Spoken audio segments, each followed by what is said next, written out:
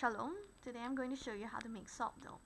Salt dough is a fun and easy recipe for a flexible Play-Doh that promises lots of frugal fun for your family. Young and old will enjoy letting their creative juices flow with this art medium that you can make in your kitchen with little or no equipment. In fact, you don't even need measuring cups. You just need a spoon and some plastic cups, and the kids can help make it too.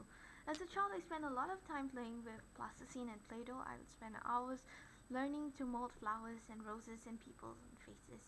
Today these skills have developed a lot as I keep improving on modeling with my bare fingers. My mother dislikes oily and smelly plasticines. I enjoyed Play-Doh, but it dried up easily, and when dried was not attractive and could not be kept as a decoration. Play-Doh and other commercial art mediums for children are so expensive, I would not spend the money on branded clays, just for leisure to play and experiment. This salt dough is both air drying and oven drying. It is child safe and very much edible, though not tasty. On hot days, I leave it by the windowsill or just leave it on the barbecue grill to dry by itself. Usually with the tiny projects I make, I can put the tray in to bake when the oven cools. After I have done my baking, I put the tray in the oven and let it use up the rest of the heat so I can make the most out of the electricity. For large projects like bowls or vases, like big ones, it will have to be baked at low heat, like about 100 to 160 Celsius for several hours. The salt dough can be colored with food colorings or painted over when dry. It can be kept in an airtight container or cling wrap to be played over and over again.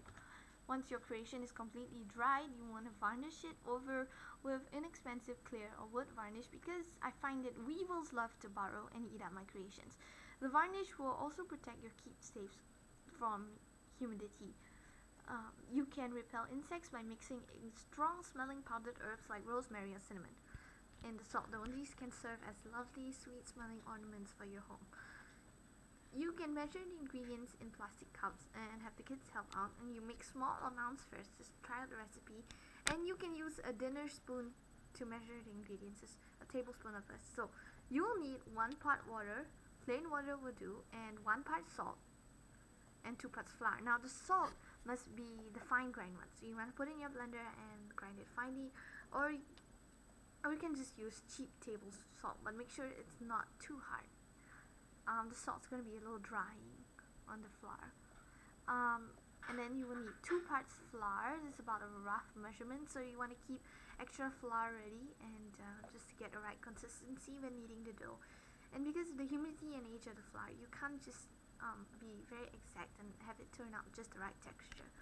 But it's very easy. You can just add more water and flour as necessary. You add some powdered herbs to the flour, and you can replace part of the flour with herbs. I sometimes use high gluten flour, like high protein for bread, because it makes my salt dough stretchier. And you may need more gluten if you are replacing large amounts of flour with powdered herbs. So remember to use the cheapest kind of flour you can find, the really cheap kind, white flour. So some other equipment you're going to need is varnish, wood varnish, or clear varnish, or you can even try PVA glue, but I find it's a little dull. The color leaves a layer that you can peel off. You will need an aluminum or silicone baking tray. I personally prefer silicone because it never sticks. And don't use non-stick, because salt is going to make it rust, and the non-stick will degrade, and I learned this through experience. I will need a bowl and spoon for mixing the dough, and I use a play mat or a plastic mat, or the kind of mat that you put your laptop on, or a chopping board that is nice and really smooth for all the rolling, shaping, and cutting, so that nothing gets stuck to the tabletop.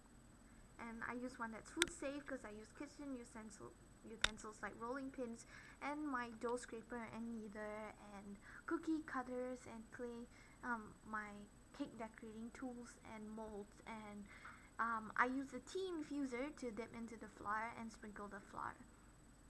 You also may want to have a toaster oven or a hair dryer, because when I work on loaves of bread and I want to paint them, then I want to slice them, I want to harden the outside a bit, and that's when the toaster oven comes really in handy, so that, or if I make something really delicate and I don't want it to spoil or somebody to smash it, I would harden it outside first before hardening the inside, doing a brief outside hardening so I can paint it or something.